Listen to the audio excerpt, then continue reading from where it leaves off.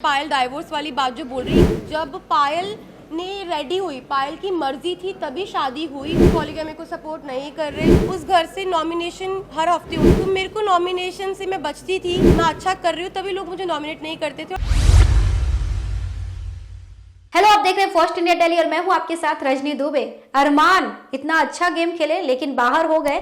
Kritika Malik top 5 तक पहुंच गई। अब घर से बाहर आने के बाद उन्होंने रिएक्शन दिया है कि पायल ने जब तलाक की बात की थी तो वहीं उन्होंने बहुत सारी बातों पर भी कई सारे सवाल खड़े किए। उनसे जब पूछा गया कि क्या आप मानती हैं कि आप टॉप 5 में डिजर्व करती थी, इस पर उन्होंने काफी शॉकिंग रिएक्शन दिया। तो चलिए आपको सुनाते हैं आखिर क्या कुछ कहा है कृतिका मलिक ने।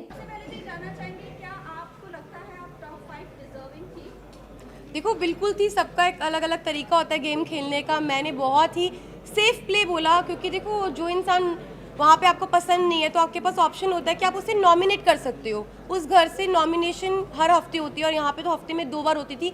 तो मेरे को नॉमिनेशन से मैं बचती थी, क्योंकि लोग मुझे नॉमिनेट इसलिए नहीं करते थे, क्या पता मैंने उनके दिल में जगह बनाई हो और घर में मैं अच्छा कर रही हूँ तभी लोग मुझे नॉमिनेट नहीं करते थे। और नॉमिनेट नहीं हुई तो इसलिए मैं आउट नहीं हुई, इसलिए मैं टॉप 5 में पहुँची। प्रेस कॉन्फ्रेंस के बाद आप बहुत लो हो गई थी, क्योंकि हमने देखा आप जिस तरीके से बाथरूम में रो रही थी और आप कहीं ना कहीं डिमोटिवेट आप भी हो गई थी और अरमान जी भी हो गए थे, क्योंकि उन्होंने कहा कि मैं नहीं चाहता कि मैं विनर बनूं और तुम मुझे नॉमिनेट कर देना।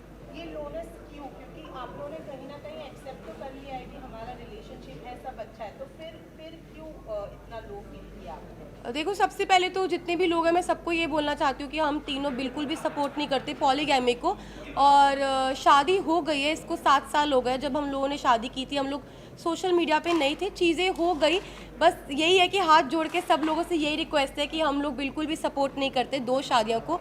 और उस टाइम पे जब मैं बिग बॉस के घर में थी तो ऑलमोस्ट मुझे 35 डेज़ हो चुके थे। 35 दिन से अपनी फैमिली से दूर थी, पायल से दूर थी, अपने बच्चों की कोई खबर नहीं थी।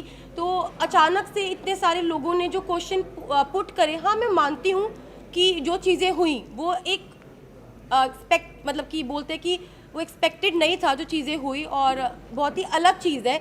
तो पर जो लोगों के क्वेश्चन थे ना, वो कहीं ना मुझे हर्ट कर रहे थे। और मुझे ये चीज़ सुनने में आई थी कि पायल के बारे में जो लोग बोल रहे थे, तो वो चीज़ों के बारे में मुझे ना टेंशन सी हो रही थी। मतलब कुछ चीज़ें मुझे खाई जा रही थी। और हम बिग बॉस के घर में थे, मेरे पास फ़ोन नहीं था कि मैं अपनी फैमिली को पूछ सकूं क्या वो ठीक है, क्या मेरे बच्चे ठीक है। तो बस एक होता है ना कि आप 35 दिन से भरे हुए थे और वो उस दिन जो बातें हुई उस बातों से मुझे तोड़ दिया और मैं इमोशनली ब्रेकडाउन हो गई थी। पर फिर जब मैं रोई और मैंने अपनी जो दिल की बात थी अरमान जी से शेयर करी, फिर मैं थोड़ी सी, मेरा जो दिल है वो हल्का हुआ। पूरा दोषी करारा आपने और अरमान जी ने और रणवीर जी ने, कि मीडिया ने आकर ये बोला, क्योंकि मीडिया के पास कोई मुद्दा नहीं था।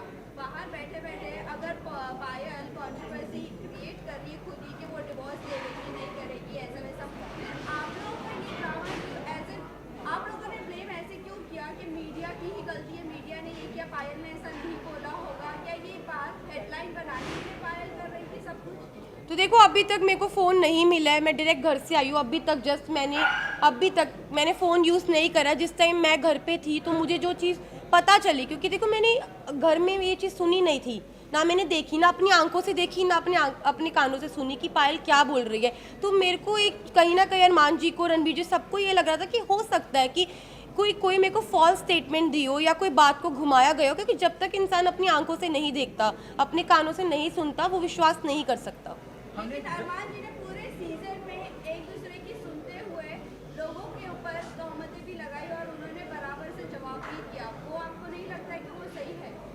अगर लवकेश के बारे में कोई आकर बोल रहा है कि वो चेकआउट कर रहा है तो वो बराबर से उनको ऐसा लग रहा है कि हाँ वो सच बोल रहा है, लेकिन जब हम आकर कोई मीडिया आकर आपको बोल रही है तो वो आपको गलत लग रहा है। वही मुनव्वर ने भी आके सेम बात बोली, डिवोर्स वाली बात, तब भी आपको नहीं यकीन हुआ?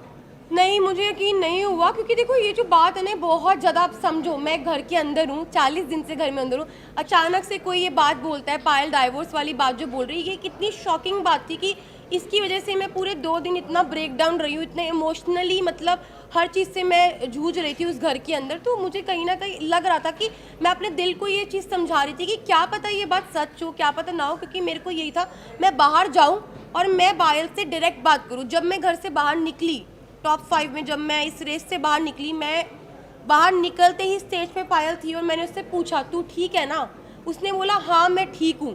बाकी बात की, अभी तक मैंने फ़ोन्स अपने नहीं देखे, कुछ नहीं देखा। Please 1 by 1 please. पायल कह रही कि डिवोर्स में लेने जा रही है, उसका मतलब पायल ने बिना डिवोर्स लेके आप दोनों ने शादी की, तो इसका मतलब आपकी शादी तो नल एंड वॉइड हो गई है according to the Indian law कि अरमान और जो आपकी शादी है वो असली रियल में शादी है ही नहीं है कानूनी हिसाब से। उस पर आप क्या कहना चाहिए? देखो मैं सबको यही बात बोल रही हूँ, हम लोग पॉलीगैमी को सपोर्ट नहीं कर रहे, जो 2 शादियाँ इसको बिल्कुल भी सपोर्ट नहीं कर रहे।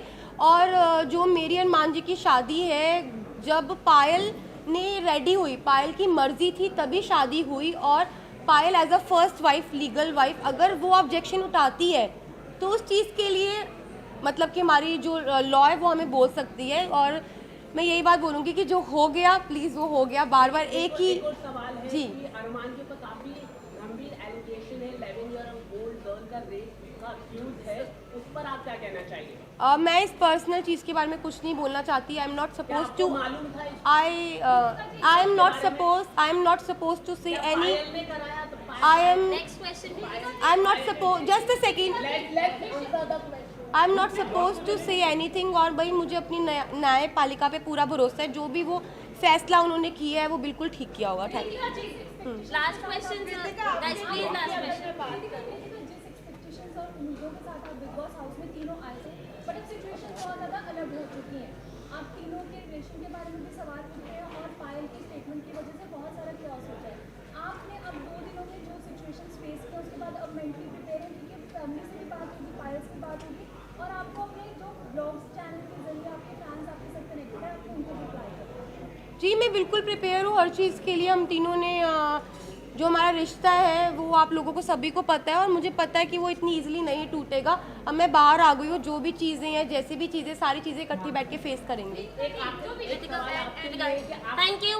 वेल, कृतिका मलिक ने अपनी बातों को साफ तौर पर मीडिया के सामने रखा और यही कहा कि बार बार मेरी पर्सनल लाइफ की चीजें मत पूछिए, मैं थक गई हूं। अब बाहर आने के बाद पायल से मेरी बात होगी, क्या कुछ उनका कहना है मैं सुनूंगी, क्योंकि पायल उनकी लीगल वाइफ है अरमान मलिक की, और उनकी मर्जी के हिसाब से ही मेरी और अरमान की भी शादी हुई थी। अब मैं जाऊंगी घर और मिलूंगी, बातचीत करूंगी, उसके बाद डिसाइड होगा क्या कुछ करना है। वेल, इस पर आपको क्या कुछ कहना है हमारे कमेंट सेक्शन में आकर कमेंट करके जरूर बताएं। चैनल को लाइक शेयर एंड सब्सक्राइब करना बिल्कुल ना भूलें।